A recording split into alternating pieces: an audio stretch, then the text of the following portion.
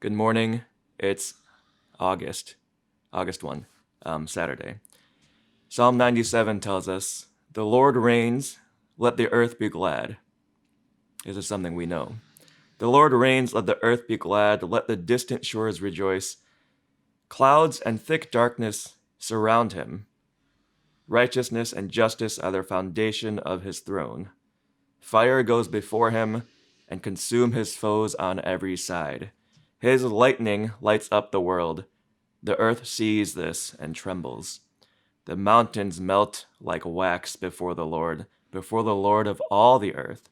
The heavens proclaim his righteousness, and all people see his glory. He led us out of Egypt and performed wonders and signs in Egypt, at the Red Sea, and for 40 years in the wilderness. But we refused to obey him. Instead, we rejected him. In our hearts, we turned back to Egypt. We told Aaron, 'Make us gods who will go before us.' And as for this fellow Moses who led us out of Egypt, we don't know what has happened to him." That was a time we made an idol in the form of a calf. We brought sacrifices to it and reveled in what our own hands had made. And God turned away from us and gave us over to the worship of the sun, moon, and stars. Here's what happened. I removed the burden from their shoulders. Their hands were set free from the basket.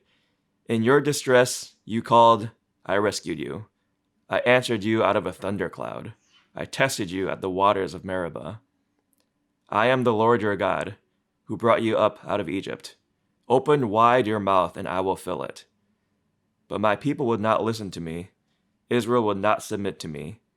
So I gave them over to their stubborn hearts to follow their own devices. These are things we know have happened to us. This is the generational pattern of following God and then not following God, and then rebelling from God and choosing idolatry instead. The theme is that if we call for God, if we reach out to God, God will answer us and God will save us from ourselves. The way we reach out to God and call out to God, the way that we see the light that God provides, the way that we move away from the darkness that God steers us away from, is to love God and to love our neighbor. If we can do those things, if we say those things at the beginning of every sentence that we say out loud and in our hearts, because I love God, because I love my neighbor, then we will not be kept in oppression and danger and death and disease and conflict and division. The difficult part is that we individually have to do this and then we have to do this as a group, as a society. But this is always the play. This is always our plan. This is always the game plan. I removed the burden from your shoulders. Your hands were set free from the basket. In your distress, you called, and I rescued you. I answered you out of a thundercloud. I tested you at the waters of Meribah. That's when the Israelites were in the wilderness and they were thirsty, and God provided water, so much water that the Israelites drank and were filled, the livestock drank and they were filled. And it came out of a rock that God instructed Moses and Aaron to tap with their rods.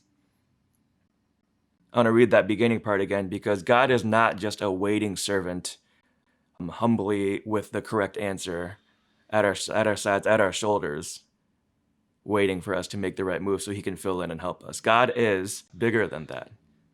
God reigns, let the earth be glad, let the distant shores rejoice.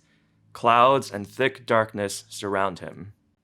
Righteousness and justice are the foundation of his throne. Fire goes before him, consumes his foe on every side.